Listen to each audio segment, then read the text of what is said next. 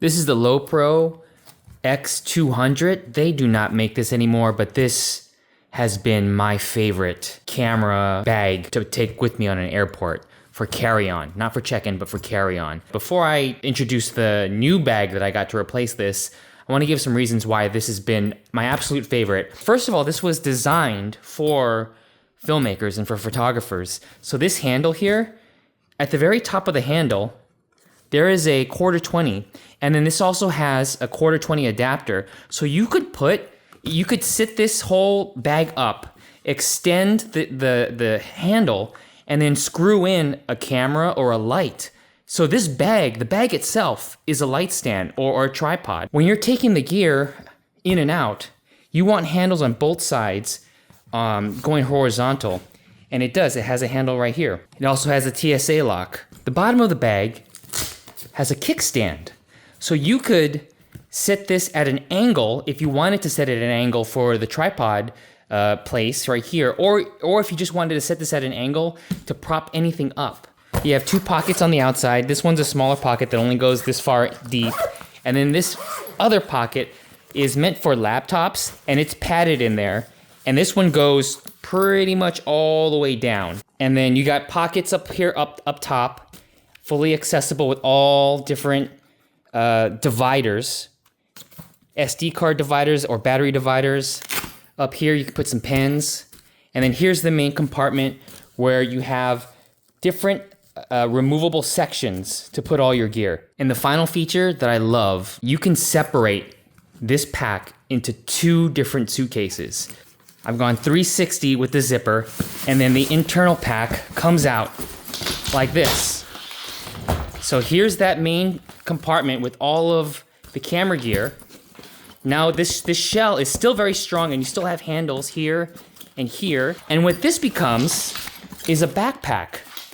This is a backpack right here, backpack straps. And then the base, basically the other shell of the suitcase has its own sealable top. And now this becomes like a regular carry-on suitcase. What happened to me was I was on a location shoot and I had just extra gear that I wanted to bring, and I was able to separate this while on the trip on my job.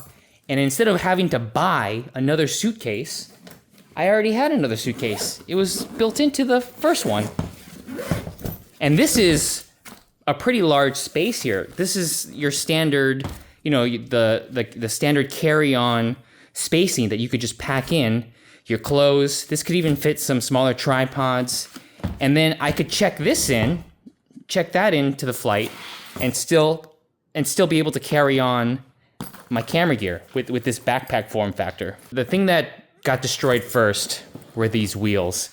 Now these are really powerful wheels, and they are replaceable, but you can see here all of the treading on the wheels just broke apart. The other wheels the same way. To replace these are pretty expensive per wheel. And the other thing that kind of broke was the handle, the top handle here. You can't really see it, but one of these, it came loose, and I can hear it wiggling around. I would have to get this whole thing replaced in order to fix it if I still want to travel with it like this. Those 2 pieces are what's really making this not as functional. After much research, I came up with this. This is the Manfrotto Reloader Spin-55.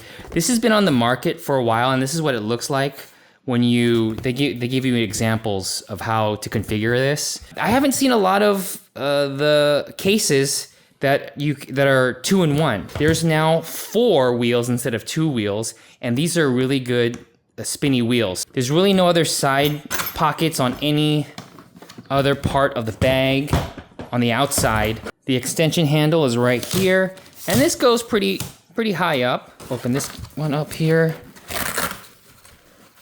Some dividers, and then this one goes all the way down into there. So you could put in a laptop, pretty much like a 16-inch. And then there's a little opening here that when you open this up, you have access inside the bag. This was more 2 shells, the Lowepro one, it wasn't so much a shell as it was everything fits on one side, and then you have your accessories on basically the flap. So if you look at it, it already kind of looks like a regular piece of luggage when you open it up like this. On the top of the inner shell, you have two pockets. One right here that's pretty much covered, you can't see what you put in there. And then another one right here where you can see what's in here, the contents. This one looks like a third pocket, but this is that flap on the other side. This is where the same thing. So it actually doesn't do anything.